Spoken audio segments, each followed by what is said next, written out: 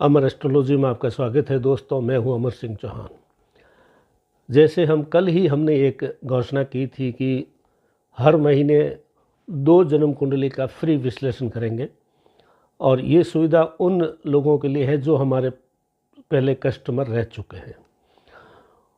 तो आज के सौभाग्यशाली कस्टमर हैं गौरव सिंह जी।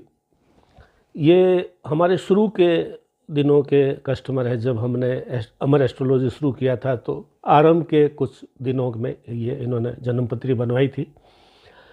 तो कल बहुत सी 200 कुंडली आई है, उनमें से ये सौभाग्यशाली सज्जन है जो अपनी कुंडली भेजी। हमने ये तय किया कि इन्हीं की कुंडली का आज हम विस्तार से वीडियो के माध्यम से बना करके इनके लिए लाभ मिलेगा और दूसरे दर्शकों को ये पता लगेगा कि हम कैसे कुंडली बनाते हैं, कैसे देखते हैं, क्या तरीका है, उसके बारे में आज हम चर्चा करेंगे।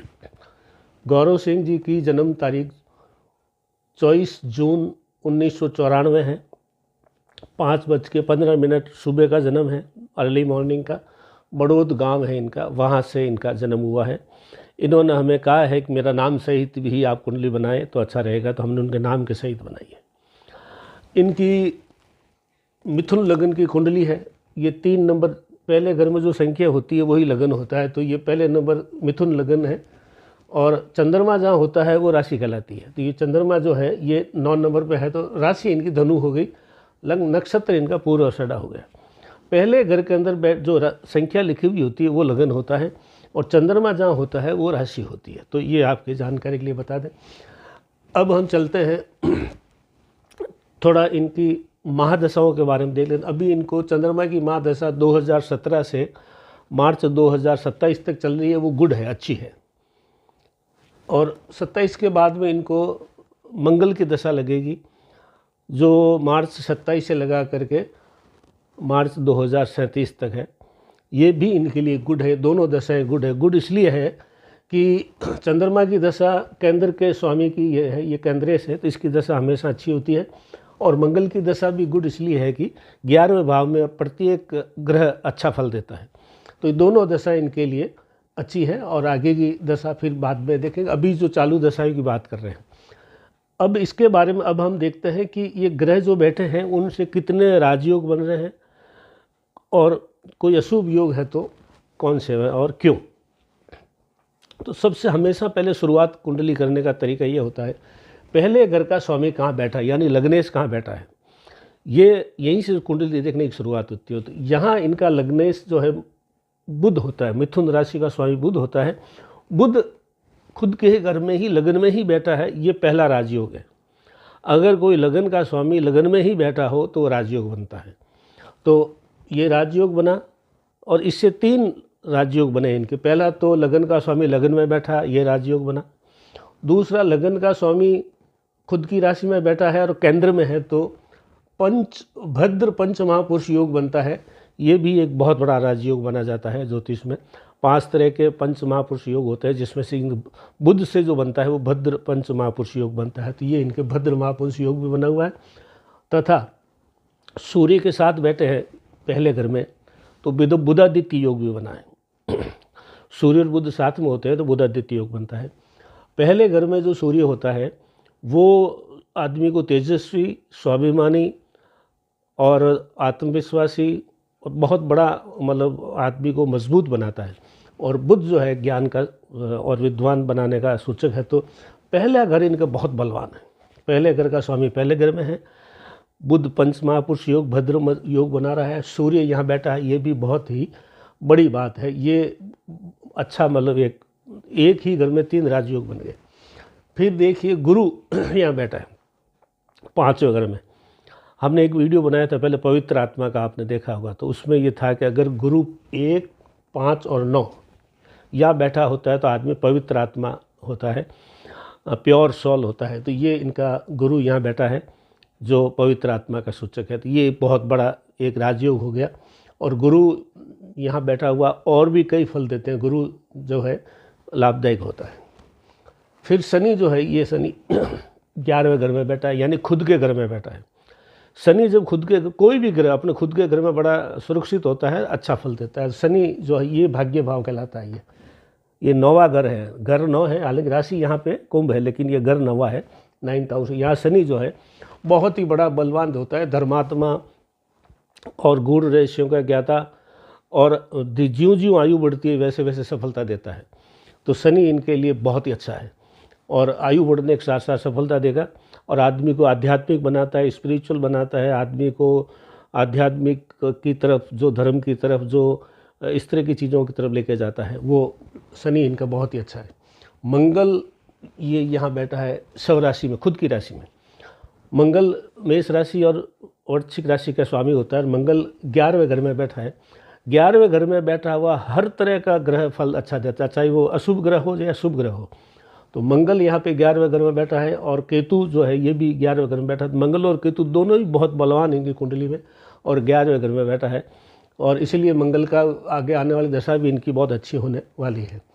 चंद्रमा यहाँ बैठा है 7th हाउस में, जहाँ पे 9 लिखा हुआ है। चंद्रमा 7th हाउस में, ये विवाह का घर है। यहाँ पे 7th हाउस में चंद्रमा होने का मतलब ये है कि वैवाहिक जीवन इनका अच्छा चलेगा, अच्छी जो है सुंदर और समझदार सुशील इनकी जीवन साथी होगी, वे पत्नी होगी, और जो है ये केंद्र में चंद्रमा बहुत अच्छा माना जाता है। तो ये इनकी कुंडली के हो गए शुभ योग और राजयोग, और भी राजयोग और कई भी शुभ योग भी बनते हैं। शुक्र जैसे यहाँ बैठा है, ये धन भाव का स्वामी है।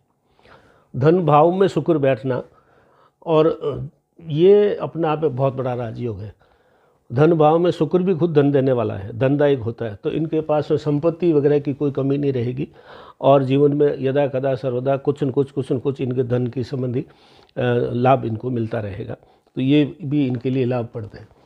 और बाकी जो है यहाँ पे हमने देख लिया है। अब थोड़ा सा इनके कुछ अशुभ योग है जिनके ऊपर भी चर्चा कर लेते हैं। एक अशुभ योग है कैमद्रुम योग होता है, जो चंद्रमा जब अकेला होता है और आगे और पीछे का घर भी खाली नहीं होता है। ये सभी दर्शकों के लिए बता रहा हूँ। चंद्रमा जो अकेला बैठा हो, उसके साथ कोई ग्रह न हो, आगे वाला घर में भी कोई ग्रह न हो और पीछे वाले घर में भी आगे पीछे कहीं भी ग्रह न हो, तो ये कैमद्रुम दोष बनता है। ये ज़िंदगी में बड़ा दोष माना जाता है। ये ज़िंदगी में सब कुछ लेके सब कुछ छीन लेता है कई बार।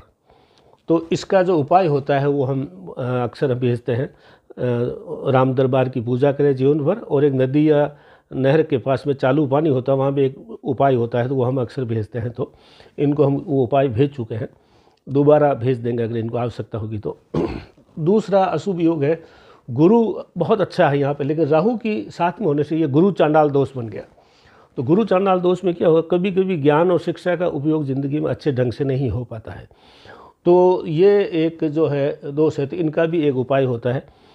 सरल उपाय तो ये है कि अगर चाहे तो विष्णु सहस्त्र नाम का पाठ करें हर गुरुवार को, और अगर वो नहीं कर सकते हैं तो गुरुवार का व्रत करें और गाय को 2 कोयले खिलाएं गुरुवार के दिन। तो ये भी एक सरल उपाय है।